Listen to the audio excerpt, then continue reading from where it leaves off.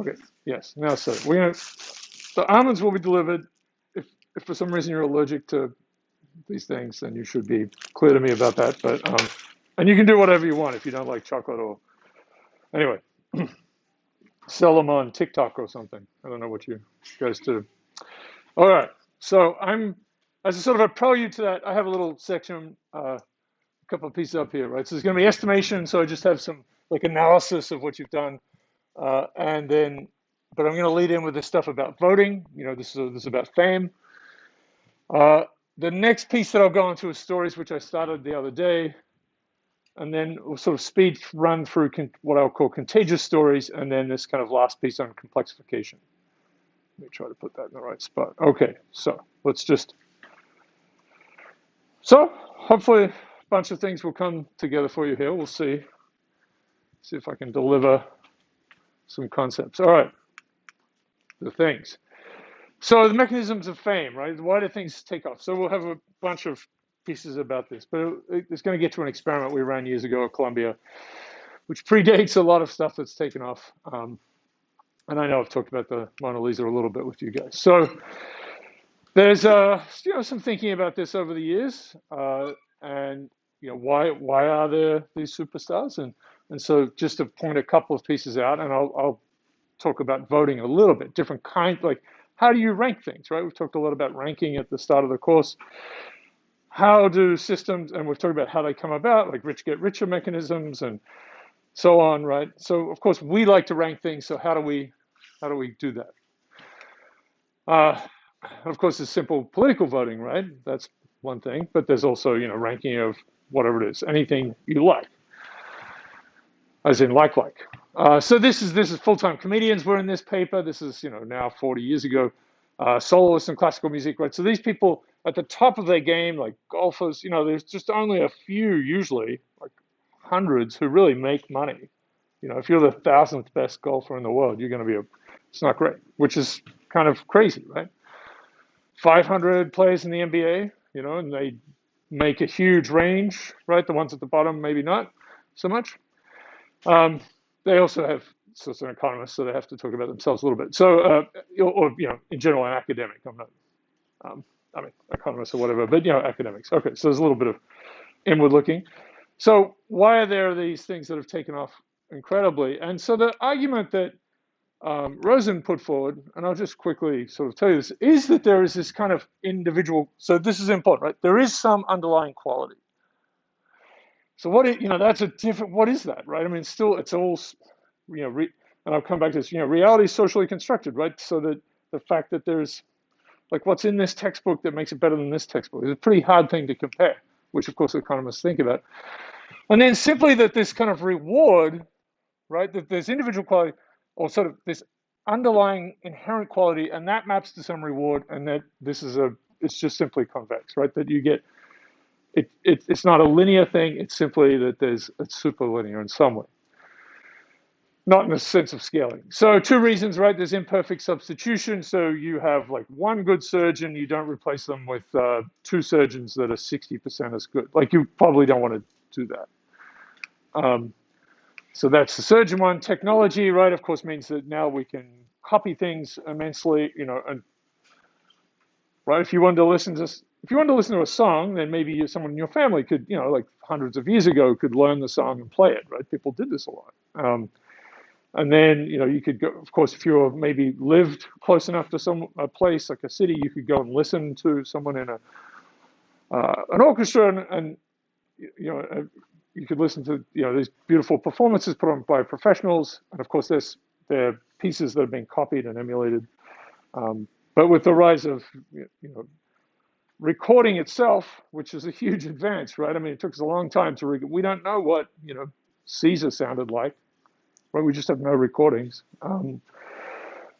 So, which leads to perhaps comedic things. So, of course, that lets it all take off. Right, I'll speed this up. And that, the fact that, this person listens to this song and this one listens to the same song, you're not, this is the public good versus joint consumption. You can both consume that thing, right? There's money, and there's energy now, of course, and cost to putting the song on your phone or from in the cloud, and there's it's not a completely uh, vacuous kind of thing, but you can both consume it, right? If someone listens to a song, it doesn't stop you from listening to it. So there's no social element in this, and that's fair enough. I mean, it's okay to kind of think in this way, although this sort of was framing like this is entirely why there are superstars, right? So it's completely devoid of this, and this is a huge problem in a lot of thinking. I mean, even social psychology does it, social elements in a kind of a weird way. All right, so there is an inherent quality, and it gets blood will out kind of thing, right? It gets sorted out. Humans figure out through the collective analysis of voting or whatever it is what the best things are. So it's pretty optimistic, basically, and it's just simply that there is there's a reward goes up more than linear, so that the ones at the top really are valued more highly. So the sort of opposite to this, at least in the uh, economics literature, was this work by Adler, which said, well, what if everything's basically the same? And then, how do you know about music? Well, it brings in the social element. So this now really, starts to have it, and that there's a benefit to being similar to other people, right, which we've talked about. So this is now the extreme case that there's inherent qualities the same, right? You actually couldn't really, there's no, how you measure that is basically, a very difficult thing to even sort of talk about, right? It's always socially constructed, but still, yeah. And we know there's a range, maybe like grinding your fingernails on the chalkboard for 4 minutes, someone might think that's a great song, like they might, but probably it's not going to endure through millennia. Anyway, so, I mean, there's sort of a range, right? There's for foods, it's not that everything is, yeah, there's the extremes of these things, right? There's not everything socially constructed. Anyway. But a lot is. Okay, so this is a coordination thing, and it means that then you have this, that it is a social construction, right? That you're being similar to people around you. There was no, you've got 100 songs in front of you, whatever it is, or 10,000 books. None of them are better or worse, right? Many, many years ago, I was flying to Australia, and my wife had given me Harry Potter and to read. This is, the late 90s. And I remember I read it, and I said, like, it just doesn't feel like this is different to other. I mean, it's good, but it's like, anyway, that will sort of play into what we're talking about here a bit. Uh, anyway, so how do we measure inherent quality? Very difficult. So there are lots of other things about little measurement things of judgment. This is older work. This is easy decisions. If you just have yes, no, right? So like, actually, I should look. I'll do this. Yes. If it's easy to say up or down, then people can, they don't have to kind of give any input into it, right? And so Amazon traditionally would have, Amazon's been gamed to pieces, but it used to be that you'd have to write a certain amount, and sometimes you'd see a review saying blah, blah, blah, like literally, I'm just adding words at the end to get to the character count, right? But it meant there was a little more effort you had to put into it, and that the observation there was that cream cheese.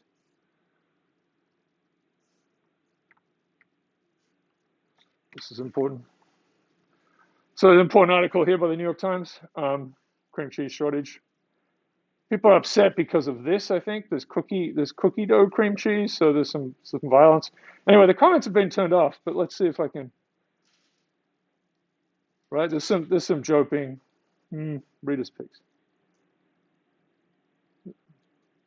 Right, this is what happens when people start making something called cookie dough cream cheese. God cuts off the supply chain, right? So some stuff. So this is a rating thing now, right? So 593 votes, 508. You can't downvote it. 282, 282, and this is Amy Peakey, my wife. She put this one in. This is clearly a schmear campaign. So she writes for CBS, right, and is a fantasy writer. So where is it now? It's 250, 276. So she might. These are very close, right? So she could get into third place, which puts you sort of on the front. Anyway, we were having fun talking about how this was kind of working. Rich get richer structure. It's a little mini version of it. This is sort of fun, although, if you like cream cheese, it's a bit of a, there's some drama here. I think there are jokes about the federal emergency cream cheese reserves, which Canada has for maple syrup, right? I think. Yeah. Yes, yeah. There's like a, doesn't Quebec controls the world's happiness basically through maple syrup. Good to know. No, I think they just had right. They just had to release some of it because the situation isn't good. Yeah, rebalancing the. Very exotic in Australia, I have to say. Maple syrup was like, there's like one can in one fancy store. Like it was just like, what is, yeah, If ever you need some, my neighbor, my grandfather yeah, yeah. so I All can right, sell sure. to you. Well, we've got a place for a Sneak it barrel. in. Yeah, I'm a big fan. Anyway, this is a good little example, right? And it's gonna, and because maybe it's easy to read, right? So it might get a few more. And then of course you're kind of up to the third, and then that becomes easier. But you can see it's going to be harder to get in front of these ones, right? These are not that we're trying to game it, but it's just sort of like what's the trajectory? It's interesting to see these things move. All right, that's a fun little piece. So these are easy. So that's an easy thing to vote on, right? This is kind of this little piece. It's easy to sort of say yes. There's not real feedback there. You're not gonna. No one knows that you voted for it. And then this is sort of more costly. And as I said, this is kind of dated now. Amazon reviews a game to pieces. Like, I bought this for my husband. Just so many of those sorts of things. Or my, girlfriend. Like there's this kind of like, which is a really nice little social tweak. Or, like so many of them are like, I got this for free, but it didn't affect my, how I viewed it. Anyway, so lots of things.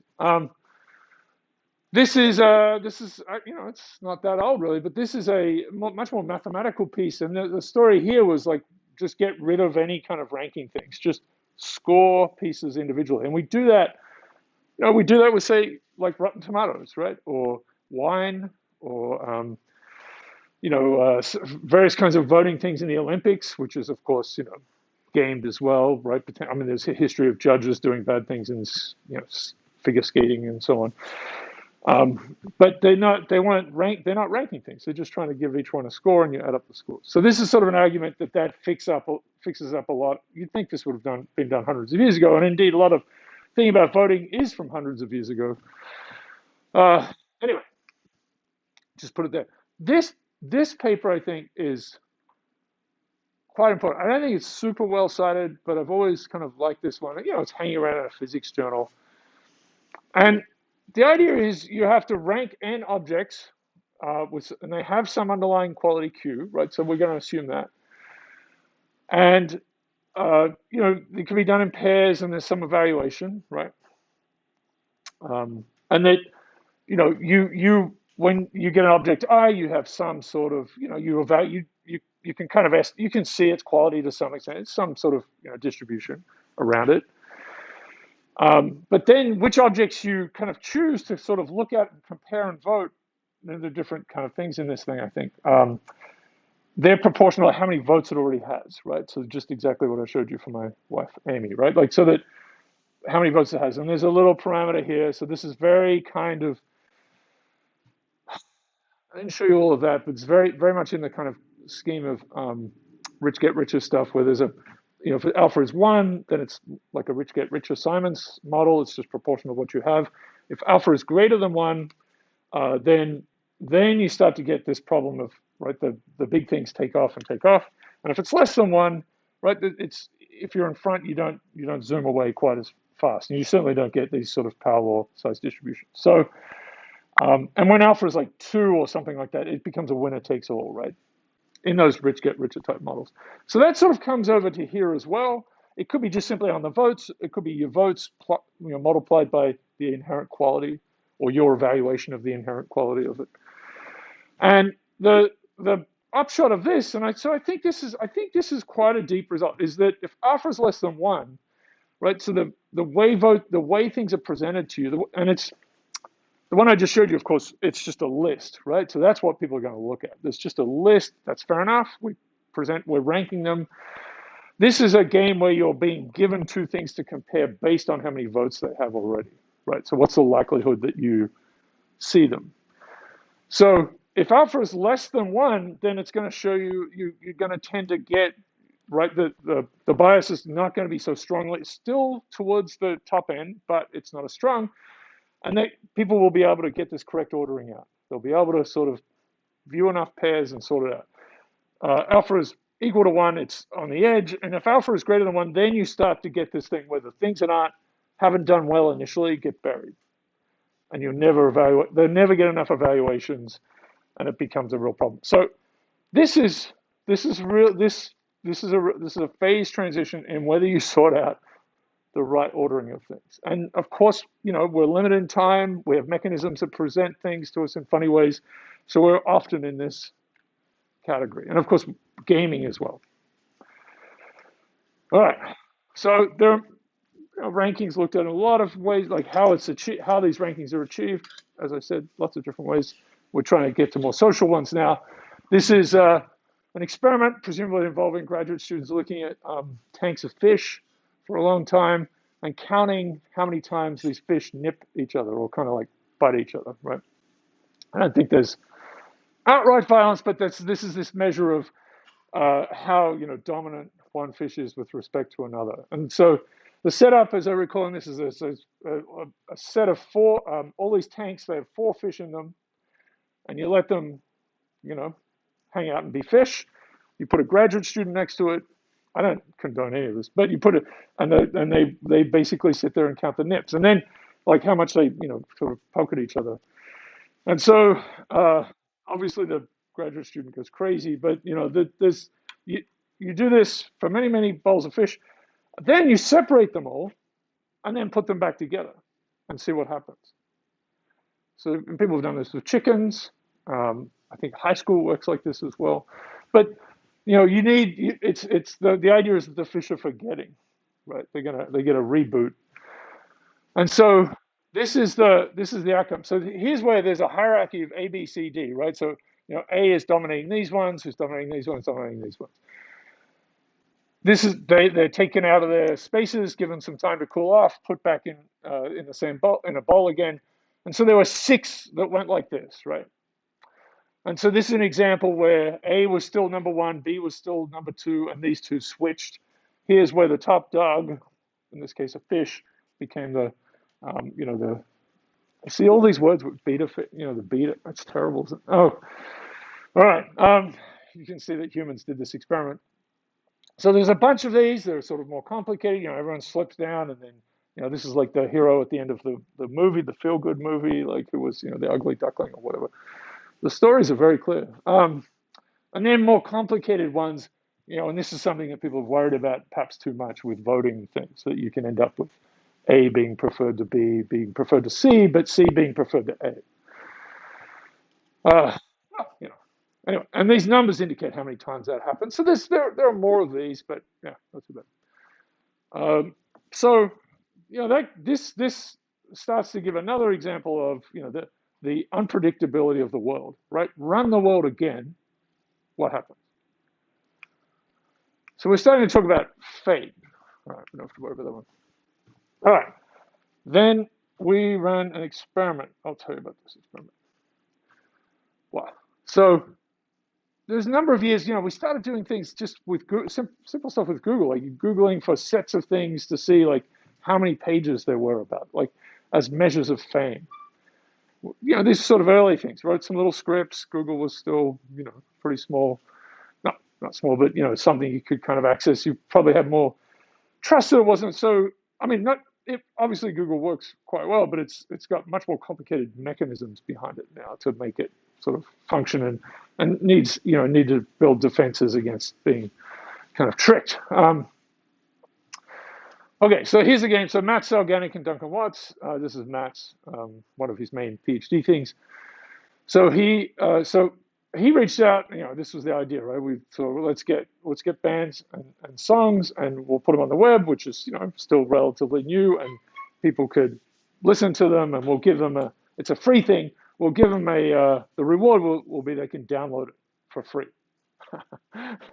This is just ridiculous. The MP3, they could take it. It's going to be theirs to keep.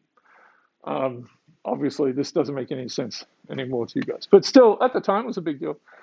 So I ended up getting 48 bands to do it, and just writing to them from kind of a MP3 site sort of thing. It was a bit of a low key kind of thing. So none of these bands are famous, of course. They're sort of garage band type things. And we had about 30,000 people come through. We were able to recruit people from the small world experiment, which we'd run before. We reached out through other ways to invite people in. And what you were presented with, just sort of this is the basic thing, right? The band name, the song, and then you could see this, the number of downloads. And so you click on this thing, it would play. There was a little rating thing. We didn't really use that, but if you clicked on download, we took that as the signal that you liked this thing, right? So that's what it became, and that's what we presented to other people. Okay, so we had, how probable is the world? Can we estimate the variability? This is all. I don't know if we can ever do this, but how uncertain is the next year?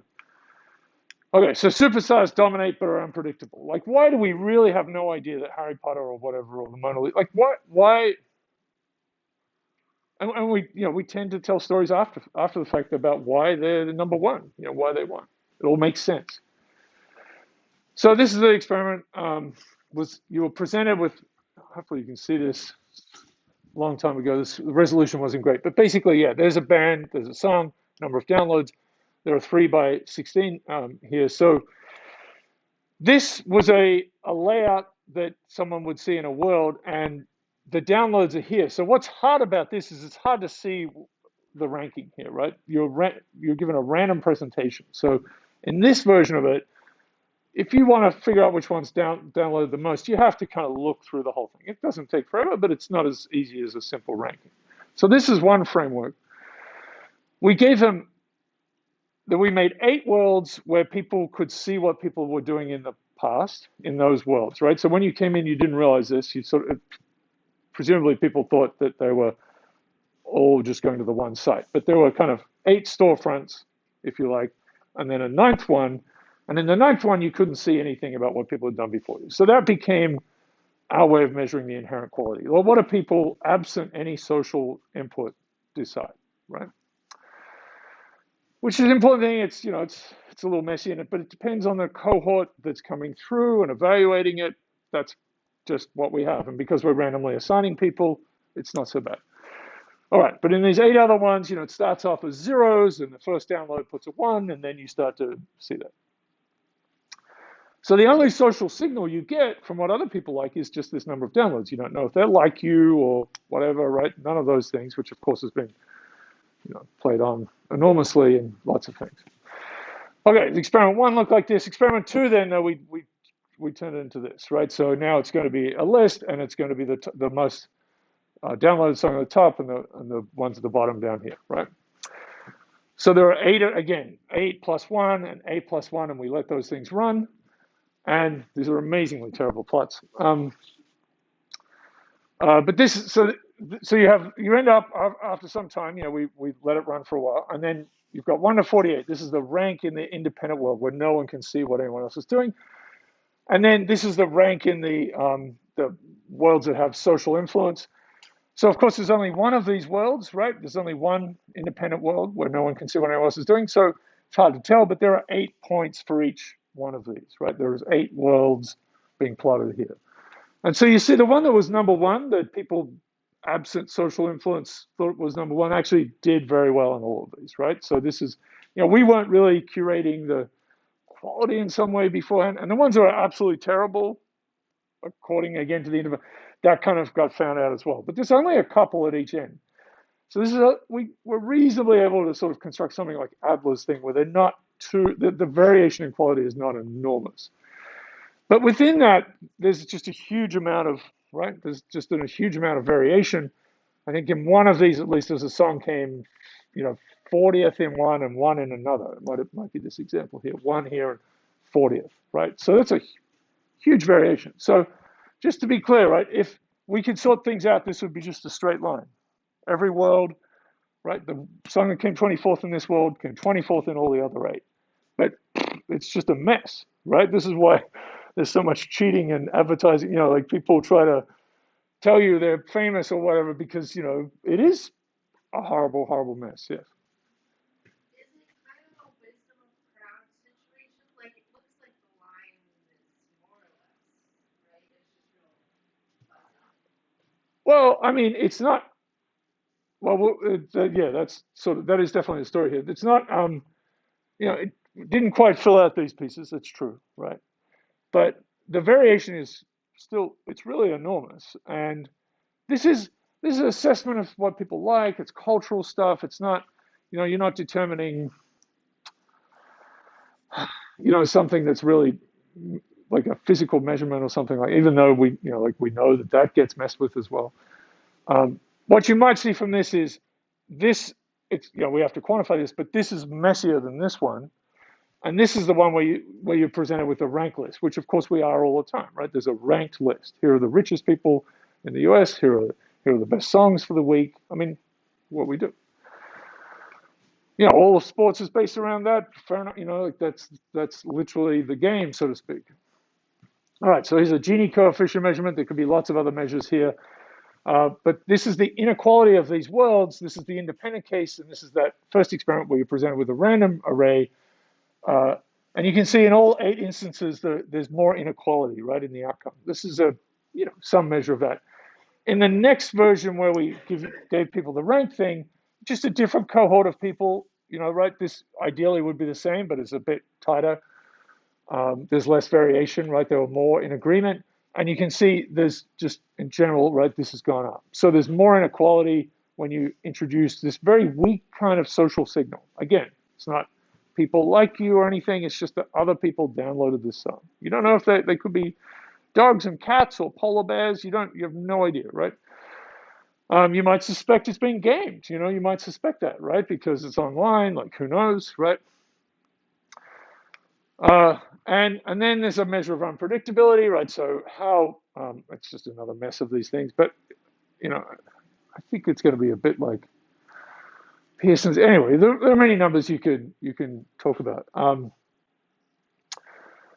But it's the variation between all of these different worlds, like how jumbled are these? Yeah, so we could do this much better now. How jumbled are these orderings essentially? And the independent one, the way we did that was to split it into 2, right? And just compare one half to one other half, and do that many, many times. So it actually gives you lots of data. It's all a bit messed up in itself.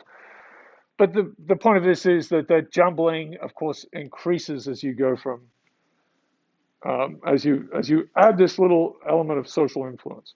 All right. So the world is less.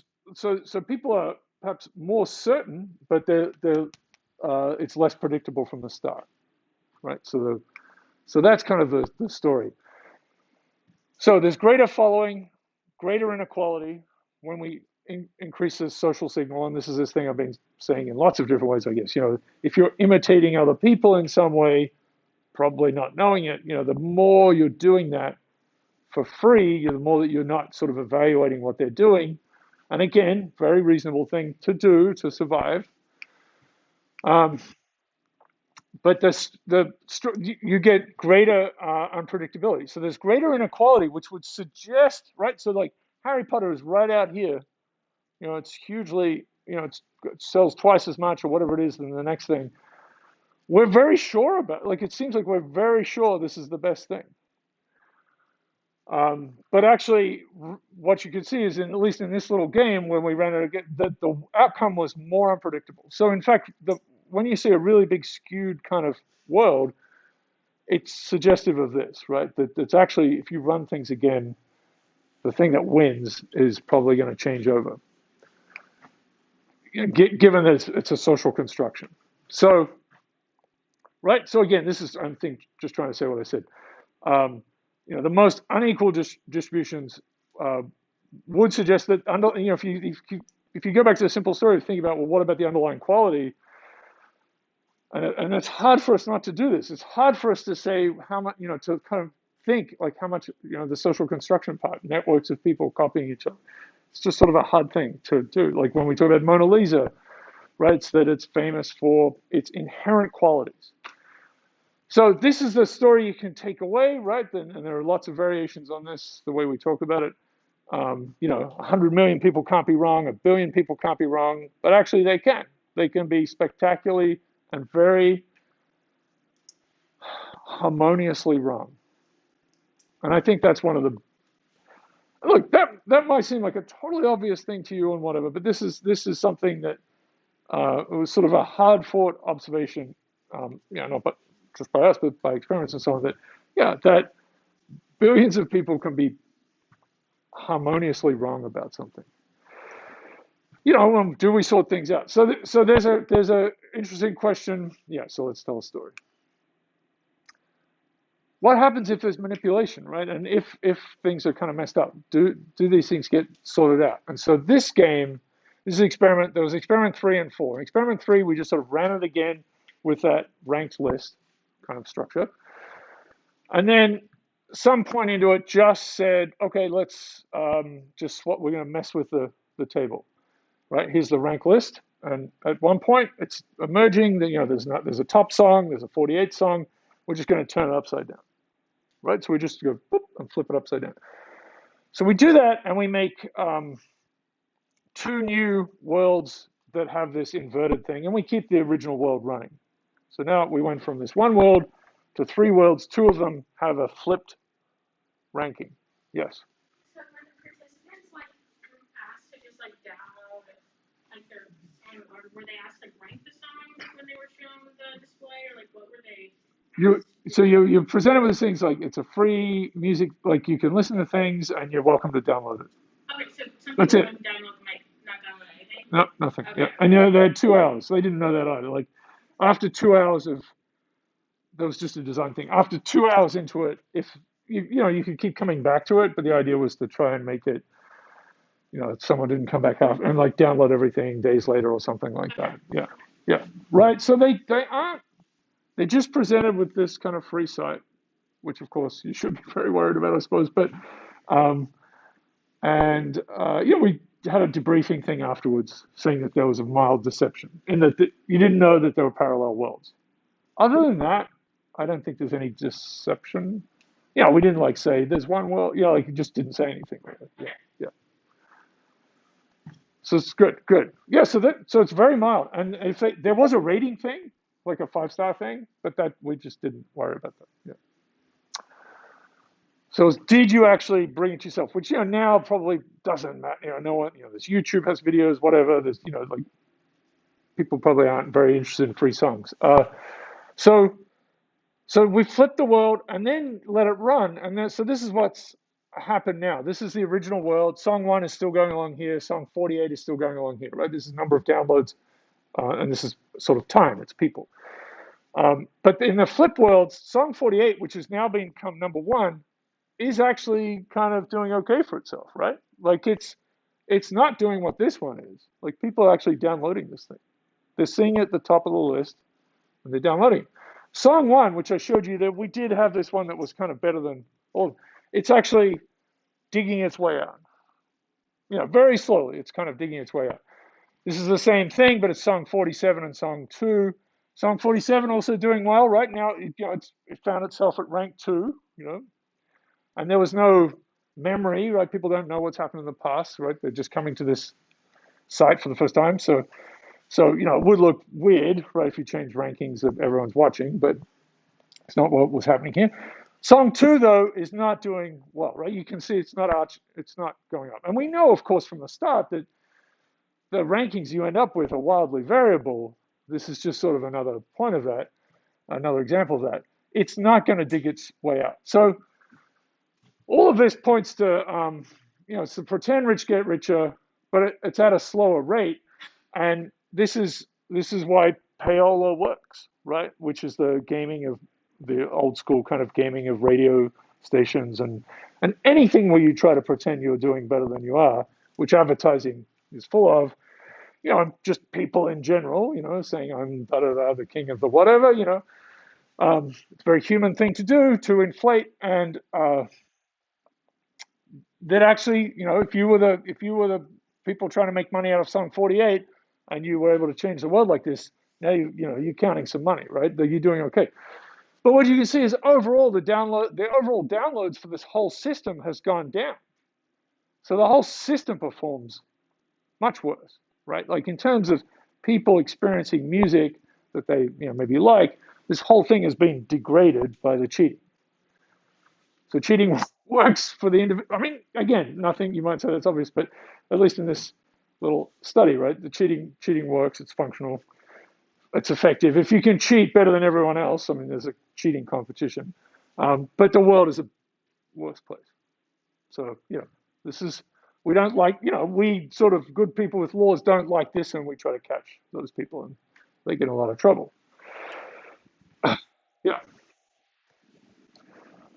I mean, just all of this game is, it's just everywhere. I mean, all of like the trying to get into college thing, what was it called? The Varsity Blues, right, was the operation to get right. It was all about that was trying to get your kid, who got 300 on the SAT or something into Yale, right, by pretending, right. So then they'd have this, they would look, because they would be higher up in the rankings, and then they could go further. So that's, yeah, we hate those people. All right, so wisdom of the crowds, right? So it's we do a lot. We do so much by crowds, but what you have to think about is how much in this system is following and copying. It's going to be there. I have a ridiculous statement, which is that everything is either, what have I been saying recently? This is ridiculous. Everything is either a pyramid scheme and or a fandom. Anyway, but the fandom thing, there's a lot of copying, right? There's a lot of copying, and so anyway, so that's a discuss. All right, let's see how you guys did.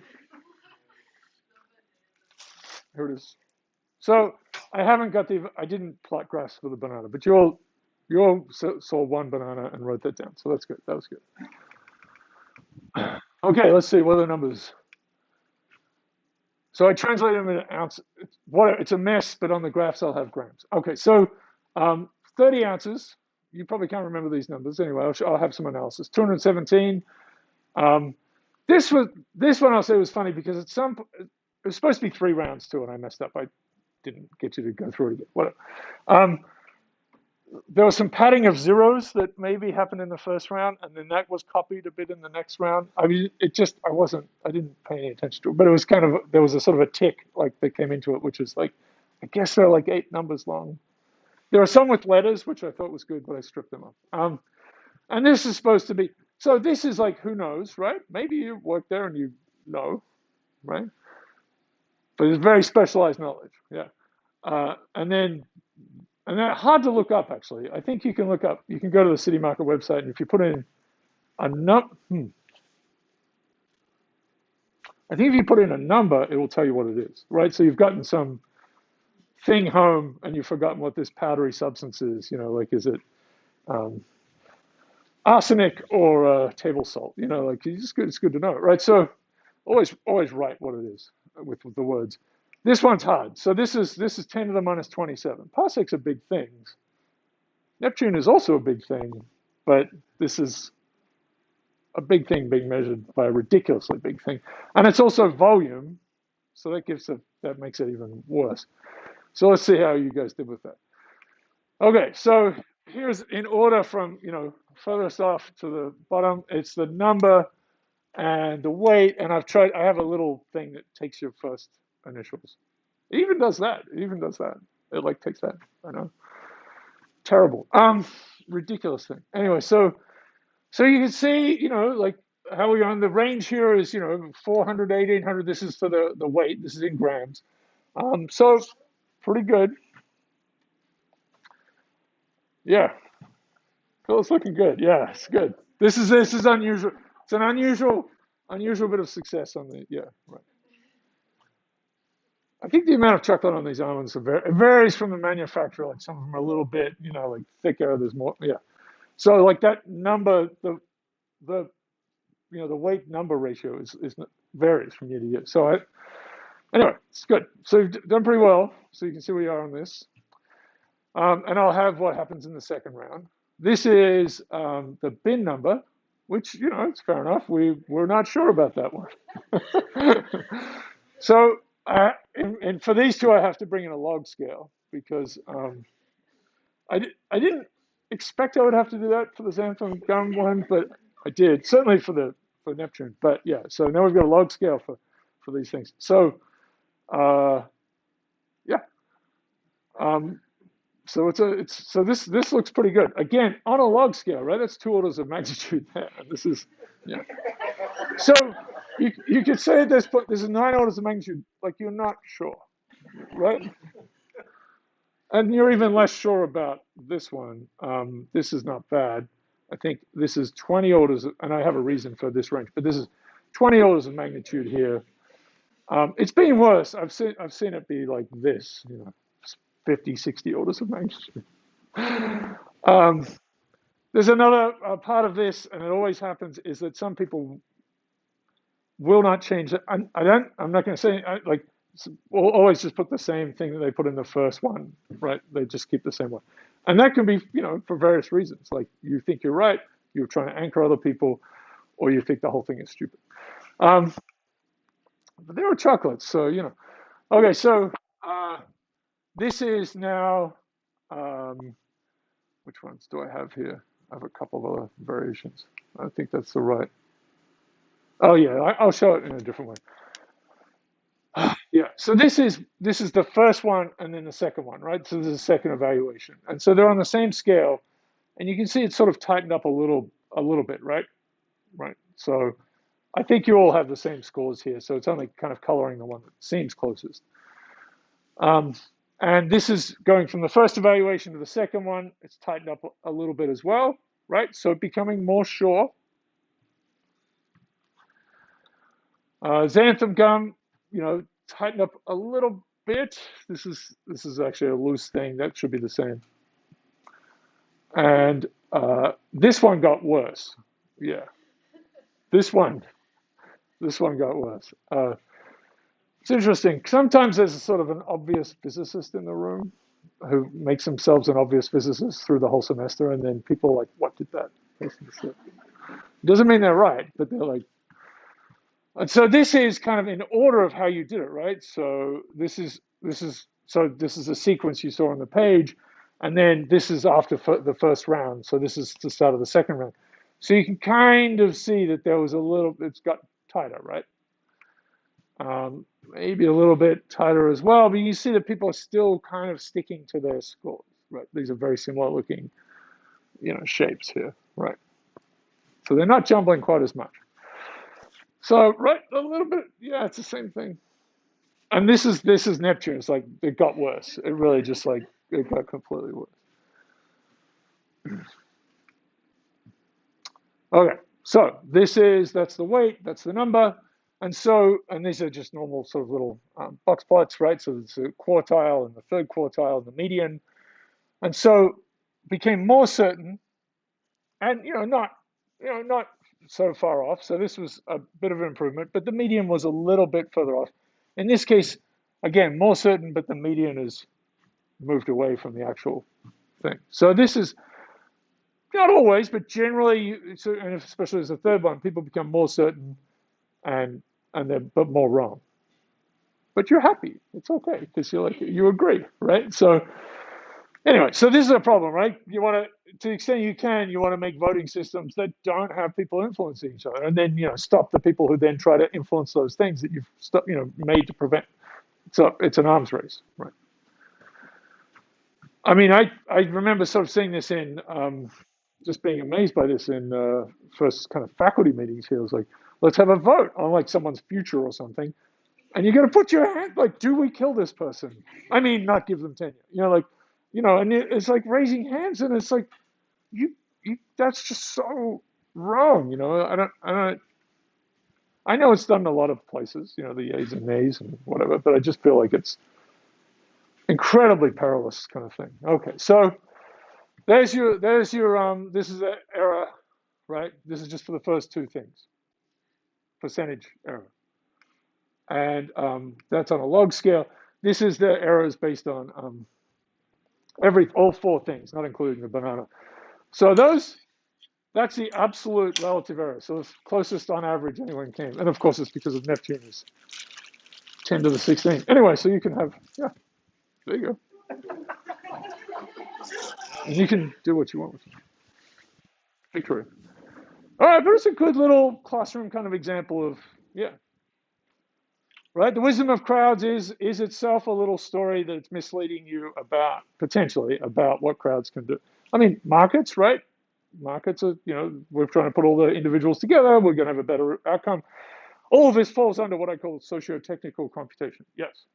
Well, I'm just wondering, because you kind of came down so hard on voting rate, like raise your hand. But is there some situations where it might be good, right? Like if your intention is to influence people to make a right moral decision that may be unpopular, wouldn't that be like a raising hands could help in that case? Yeah. But it's very fraught, right? Because you are influencing. You are. Problem is the bad guys have everything going for them, right? Because they're happy to do all the bad, the tricks. The reason I was thinking of it is because when we did that like training, it's like diversity and inclusion, like on the computer training for UVM at the beginning of the semester. One of the examples they give of like what a way you can help a situation is by like just voicing the fact that you don't think something's cool or disagree Yeah. or whatever. Yeah. So it seems like that would kind of be analogous to like showing people how you're voting in some situations.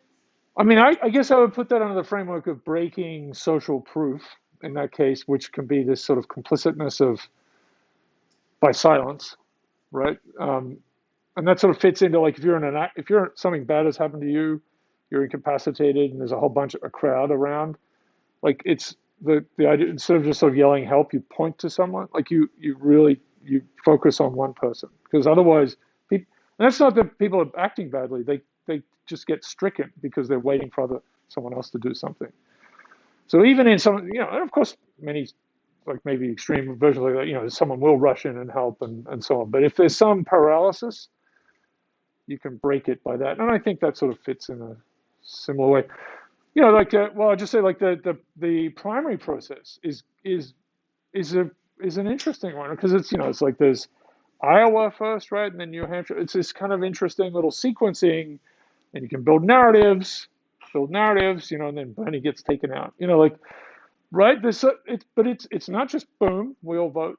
Or I don't. I'm not a. I'm an alien. But the interesting language. But it's not all voting on at one time, which is absolutely creates potential for narratives and messing with. I mean, it's sequential. Yeah. I would think in like a hiring decision too, or determining whether or not the professor should get tenured. I mean, you probably go to that applicant Yeah. like beyond anonymous feedback. Well, somebody anonymously didn't want to hire you, so he didn't, right? Well, I mean, yeah, I mean, it has to, those things come out. There's a big decision. There's lots of writing and so on. But the vote, to allow people to convey what they think about something, if you want to, yeah, cast an unpopular, there's a lot of pressure potentially, and you will just do what the big powerful people in the room are doing. It's it saves you. I mean, it's just not worth it to go against it. It's really hard. Yeah. I mean, I still see it.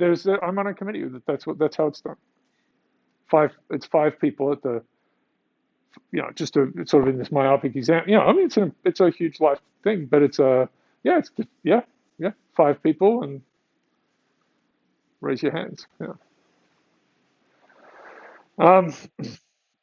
Usually what happens is there's enough discussion that when it comes to that part, it's not, and juries work in this strange way as well, where there's initial votes, which are 7-5 or something, and then it gets to 12-0, and I mean, and in that case, maybe we do or we don't. Like that's difficult, right? There's certainly not what would happen if you had people making independent things. It is a group that's arguing with itself about something. Anyway,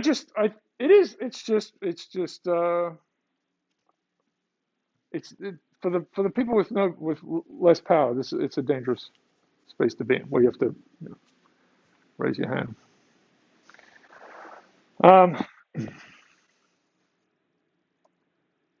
Makes for good theater, I suppose. Of course. Anyway, like John McCain. Yeah. Yeah. Okay. So I started this off the other day, and how am I doing? Oh, good. All right. So I do want to talk about this, and I'll see what I can fit in on the last day. But again, speed run action. So kind of this argument that storytellers are, really do hold a strong, from hunter-gatherer societies to, just the world in general over thousands of years hold these sort of enormous positions. And, you may not agree with it, but, I think people in sports, certainly in acting, writers and so on, they're in storytelling world, and definitely politicians, do many things potentially, but storytelling is a big part of how they function. Um, and I think Trump really is is a storyteller. Is his sort of his fundamental sort of his great skill, like it's his great power. I know I went through these. Let's see what we have. Yeah, so just more examples of this, and so there are various kinds of books that frame that, they're somewhat recent, right? That frame this in different ways. This is about thinking about the evolution of stories themselves, in sort of a not natural selection, perhaps a little strong, but the evolution of stories that they start, how they've evolved. I'll point to some work later on where, there's attempts to look at the phylogenetic trees for folk tales and so on, right? I think it's a bit of a fraught area because the data's problematic, but the idea is there. Computational folkloristics. This is much more than about us being storytelling animals. I mean, the word frame I use is homo narrativist. There are various ways that people have, spoken of people as being storytellers. Here's my friend Pratchett. The cat is my friend. So this is unfortunately some goofballery in it, right? So the five fundamental elements: earth, fire, air, water, and surprise, right? The element of surprise. Yes, very fun. But then there's narrativium, which makes stories work, right? And then he has this kind of nice little, for us, complex systems thing, right? 26 letters and space and some punctuation that's not a story, right? You have to build this thing out.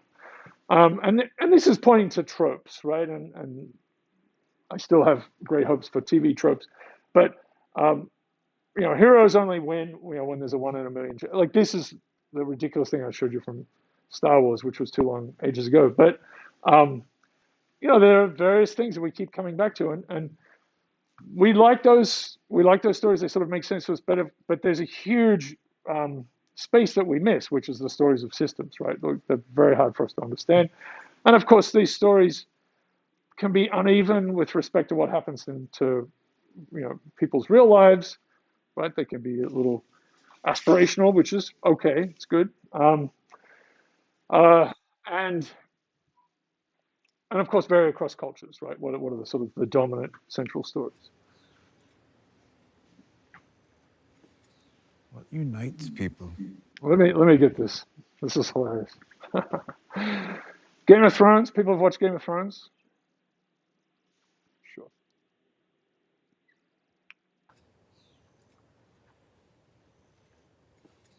What unites people? Armies? Gold? Flags?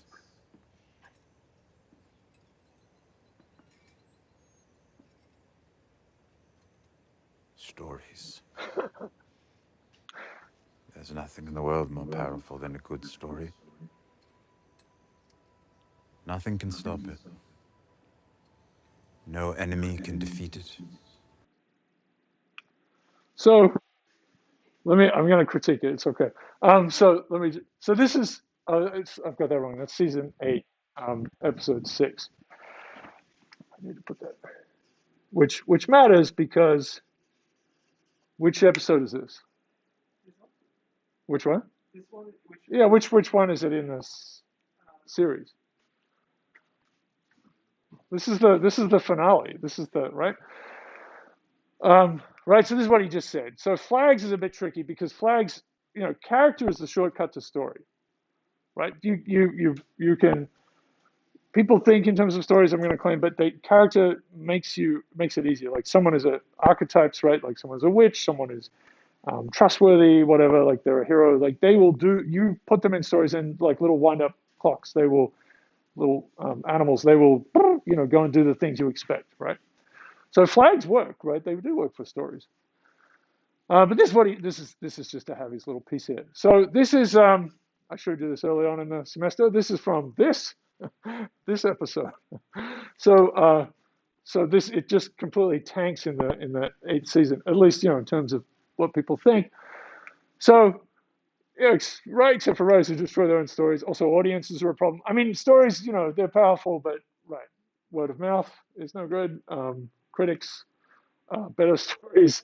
This is important, right? What stops a story is another story, right? And I think I've said this, right? Never bring statistics to a story fight, right? Like it's, you've got to have, if they're fighting with stories, you need stories on your own. And character assassination, to my point about flags, works as well, right? So if you can frame someone's character in a certain way, then people will believe all sorts of stories about them. But yeah, that's right. And in terms of, the more powerful in a good story, I guess it wasn't a good story. Is the right? People tried to petition for a remake of whatever this cost $100 million to make this season. So people can get. I know. I just want to put that in there. Let's not get carried away. This is interesting. Let me see if this works. Has anyone seen this before? It's a classic, right? Yeah, right. Have you seen this? This is 1944. So it was an experiment. You, as the audience, as a participant, would be shown this little terrible movie, and you have to, like, what happens? What's going on? There are two triangles and a little disc. It's true, but what's the story?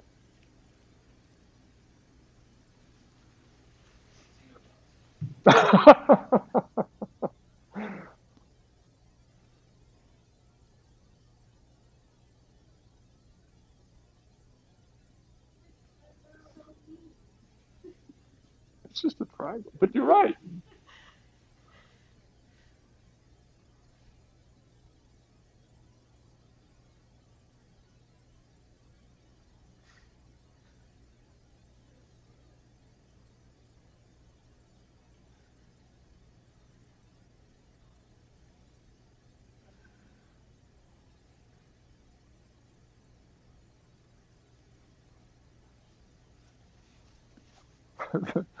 The video is amazing. There's a little end bit. Yes. Rage. So you said it was mean, right? I mean, now you've got characters, right? True. This is very threatening, right? And the next semester, if you come back, I have this whole thing, and some of you know this, but the meaning stuff, right? Danger and safety is this massive axis of essential meaning, and it's really elicited in this. Like you watch movies and stories and think about what they're going for. There's so much of, and it could be you've just lost your keys, right? This is not a particularly dangerous thing, but there's sort of this idea of putting people into peril. So this is a while ago, but you see people see stories in things for free, right? And this is sort of maybe I think there have been some updates to this. I know there's some effort because the possibility for an online experiments for this thing is just like huge, right? And not not that particular example, but just some little simple variations like playing with them, like having different stories be chosen. People make them. Yes.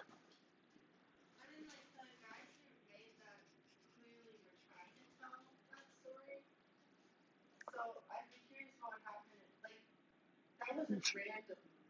I'd be curious to Right. see, like, because it's not like I feel like seriously, like they conveyed a thing, just not with language, right? Like it's a big. I think we'd have to look at it, but there are a couple of different. Some think some people took it as the big triangle's a good guy, and the little ones are stealing stuff. Would you say?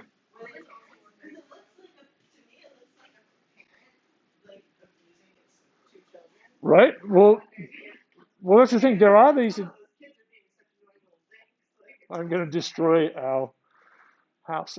So there, but people do come away, I think, with different, like quite different, like so that it's a there's a romantic aspect, like it's a relationship thing, right? That's another one, like this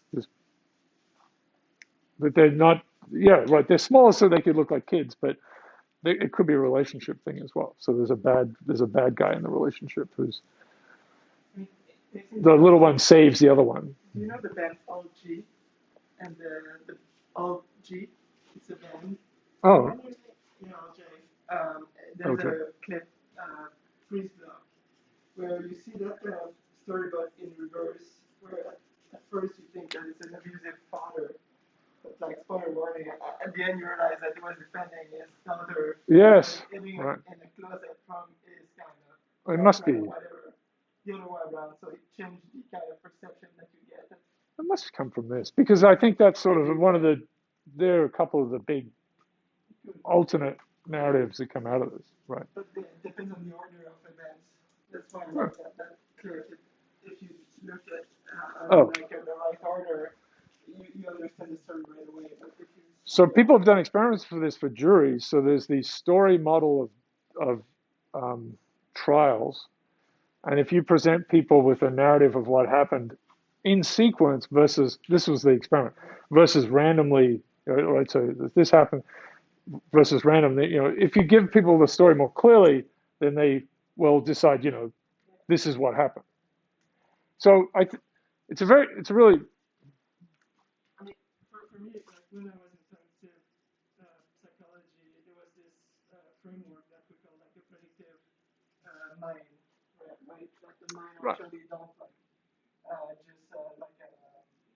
like a computer. You just take in information, you compute, and then you output. No, all of this is about stories are all about prediction, really. It all about like you're No, trying to prediction, that's right. and when the prediction is going to closely match, then the information goes up Right. hierarchy. So like seeing making this mistake, this kind of classic thing about agency, right? Like, so you see a kind of a rock in the forest at night and you think it's a tiger, that mistake is a reason, okay, like seeing monsters in the dark is a fine mistake to make because making the opposite one, right, of seeing a tiger and thinking it's a rock, it's over, right?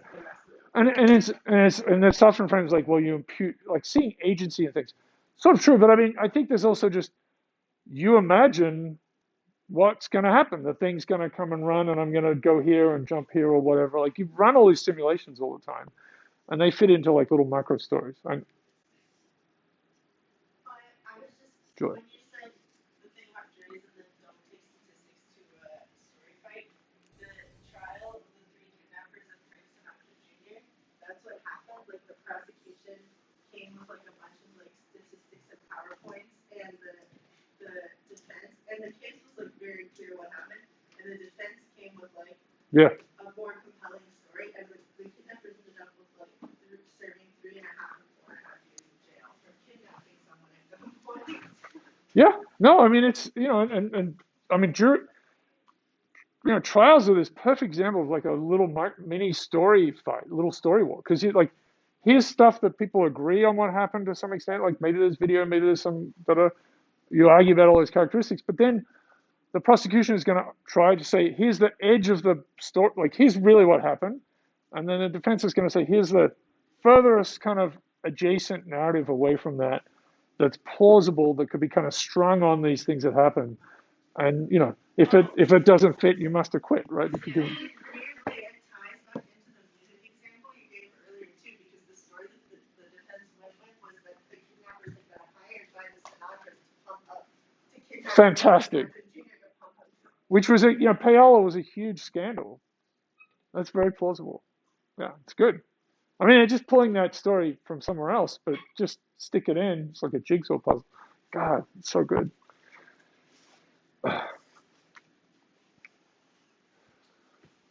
How am I doing? Okay. So, look, this is going to be very basic, but we have to kind of have some definition. So story is some temporal sequence of events. And we usually try to, humans will try to impute causality, right? There you go. Irish proverb, time is a great storyteller. And it's, real or imagined, some balance of these things. Narrative is going to, I'm going to sort of equate that to story. And then plot is going to be, obviously people can argue about all these things, but plot is going to be more of the actual mechanic, right? Like what really kind of happened internally, and then the story is what you tell on top of it. I recently dug up, so Rashomon, right? So famous Kurosawa movie from the 50s, which is maybe 7 or 8 stories of a terrible event that happened, or number of events. There's a murder, some of, and they're, some of them are just factual, but they don't know much. Some are, trying to, mislead, for various reasons. So this would be, the plot, what actually happened in Rashomon, and then this is there's a woodcutter story. There's there's a guy from Afterlife story. It's actually a short story. I didn't realize it's from the 1920s. I don't know the Japanese writer's head. I don't have it in my head, but it's a short story, maybe 10, 12 pages. But yeah, right. So that will be a distinction, And then we can say ridiculous things like plot is the algorithm, right? Okay. So socio-technocene is a ridiculous word that I use now and then. I know we have Anthropocene, but I think this is the thing to kind of worry about. It's like all these people connected through technology, and it's incredibly powerful. And the upside is amazing, the downside is amazing, right? They're just we've got to keep ourselves from exploding, which has always been true. It just seems amazingly more possible. So, a science of stories. This is the sort of thing that people might get upset about for even saying that, but clearly we have to sort of advance this. Folklore, there's amazing folklore work over the years. We have Wolfgang Mieder, who just retired, who's, if you haven't looked him up, if you don't know who he is, incredibly famous folklorist here at UVM, in the world. He's a proverb champion, right? He has his proverb library with books, and he just wrote 50, 60 books. Amazingly energetic human. But that field has sort of shrunk a little bit, which I think is they got tarred with what happened leading up to Nazi Germany, right? Because there was a lot of entwining of folklore and so on there to make these narratives that were very powerful. But I don't understand why you wouldn't want to study that more. Anyway, so there are these, these are these sort of funny little conceptions I have, right? There's a narrative hierarchy, right? So you can just tell things in sound bites. Make America Great Again is here. This is, then a sort of a full thesis. And then these are things that are unmoored, right? So this is like I can say, if you do a PhD thesis, you tend to create this object. But, so the exhortation has to be to make things at all scales, right? This is actually really deep science knowledge work, is to distill what you've done into a few words. It's very hard. It's very hard. And so, just writing titles for papers, whatever it is. And there's the actual truth of something, and then this is the idea of this one is this is a lie told on top of it that sounds great. It's built on fluff. Anyway, these are really challenging problems. I've had people in POCs try these things over the years. Metaphors is a hugely difficult area. But can you just get out stories? So we have these things now: Story Wrangler, Potosometer.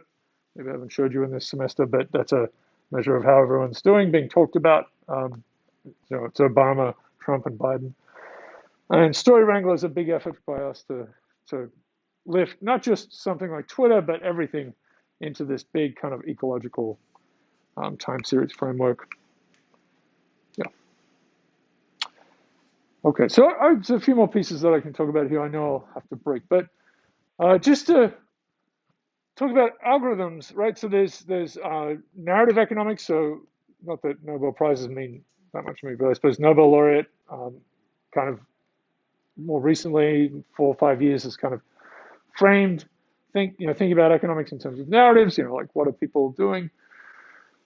Um, and this is just a more general kind of thing about algorithmic behavior, right? The lifting out of physics into algorithmic kind of things. Obviously, language.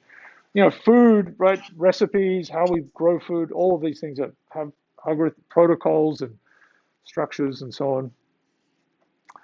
And then, maybe stories to some extent. And so I know algorithm probably, people think of it in a bit of a funny way, but I just want to say I think that these are all, I think it's the right word for these. And so a couple of more books that have come along recently that kind of connect this, at least for stories. This is a very interesting one. So this is, 40,000-year history of economics and just sort of putting, it's a code thing. It's code. It's again, algorithmic stuff. Then you have these sort of two flips of each other. So this is using stories like folklore. So this is Hansel and Gretel. This is a search process, right? And using folklore to explain computer algorithms. So this is an educational thing. And then this is using computer algorithms to help you run your life. I can see the disgust. I mean, it's hard with a mask, but that was just really, it was really good. I felt that was good. That was good. The computer science of human decisions. There you go. Yeah. This is I think this is well intentioned. I don't think so. There you go.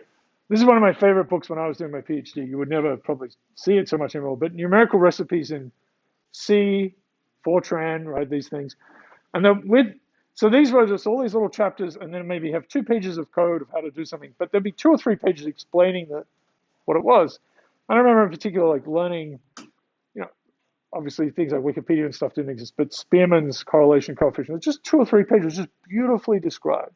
So these are not for the code so much, but for these beautiful brief descriptions of how to do things. They were just remarkable books. How to bake pie, this is like connecting cooking to mathematics and saying it's all algorithms. All right. Okay, let me deliver this one. I've got some sections. It builds through a sequence of things. With stories is the power of stories, and then some stuff here. Yeah.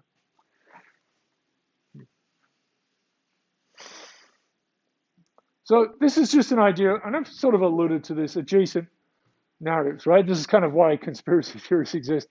And I mean, there are a number of reasons you can think about it, but let's say there's sort of this background story here, right? And it's sort of in gray here. There's this real story that happened. This is your friend who tells you way too much information, right? Or the family member who takes 4 hours to say something that really should have been 5 minutes. And there are a lot of books like this, right? And you see that kind of criticism, like this should have been a magazine article. This is Borges' he's a paragraph where he has this kind of great thing saying, write as if, you're writing from a book and keep it here. And yeah. Anyway, we know these humans, and these are variations, right? You end up at the same point, but it's telling you in a different way. This is very much like the legal stuff we were talking about before, the jury, arguments in court. And this is ending up in a different place. I know it's hard to see that background. And there are all these sort of events. That's the idea. All these little blobs are kind of events. So this is kind of event space, which is hugely high dimensional, and this is time. And the thing is, there are all these adjacent narratives, right? And let's say, Moby Dick is this story here. You could change it a little bit, maybe take a few. It's pretty long. You could take a few sentences out. The number of versions of Moby Dick that are basically the same is just gigantic, right? But then you could have one that's like it's a mouse and a cat or something. You can have these variations that are further out and further out and further out, that eventually don't become Moby Dick anymore, right? So the thing is, story space is some ridiculously high-dimensional thing, which I don't think we know how to describe well. And how do you move from one point to another? Where's Moby Dick, and then Hansel and Gretel is somewhere over here, there. So, all right, I'll give you 4 things, and then we'll finish here. So the problem is, right? Of course, you have a real series of events. Like you're a faithful journalist, right? So you can't record everything. You have to compress something, and you say if you're a scientist or journalist, because I think journalists are scientists with a deadline is in the best versions of them, right? And so so you're going to bring some story stuff in there, and journalists will do this all the time. Wrap it around an individual. We can kind of understand that. Maybe zoom out. Happens in religious sermons all the time. Track along with an individual, then we'll zoom out and generalize, and then we'll track back in. So it's just problematic that you're already in the game where you have to compress it somewhere, right? You have to you can't record everything. And I know I'll finish quickly, but the idea, that we do, of course, we've gotten to a level where we have video, and something like George Floyd's murder, which is absolutely horrific, but it's recorded, it becomes harder to break that story, and obviously, so many things have not been recorded that the stories, that then you can kind of have this space around it. So the thing is, in these adjacent stories around the real one, there are going to be better stories. There's not just the one that you want to tell as faithfully as you can, which is the best way to get it across. There are just going to be better stories, right? So they're more engaging, they spread, and the big thing is they'll spread better, right? So that's true for journalists, right? They're actually really trying to faithfully tell it. And then if you want to disinform, then you can find you have a good chance of being able to find a adjacent story that fits your thing. And again, the jury thing, or just straight up disinformation. And then, given some ideology, you can work. If you work hard enough, there's probably a better story, some way away from the real one, because the real one's going to have some messy stuff in it that doesn't actually work so well as a story. And you want to iron that out. So Pizzagate, which I'll come back to, like Pizzagate, people believe this is true, right? That's pretty extreme. That Hillary Clinton is, it's a pedophile. I mean, it's extremely eating children. Like, there's a lot. It's a challenge, right? So why is that? And that's because character is the shortcut, I think, right? So you make someone like her into an absolute evil demon, and then you can believe the story because that's what an evil demon would do. So you can make the things that just seem completely implausible by getting it back to characters, and then that's the shortcut, right? And then you can keep going back and forth, pick out the stories that exist. All right, that explains everything. Okay. Thank you for being here. And you can leave. This is Buzz Aldrin punching someone. When you didn't. Calling the kettle black, if I ever thought of it. Saying I misrepresented myself. Away from me. You're a coward and a liar and a thief. All right. It was 20 years ago. 6% of Americans said the lunar landings were fake. So I'm not sure. I should look that number up. All right. Thank you, people. Run away.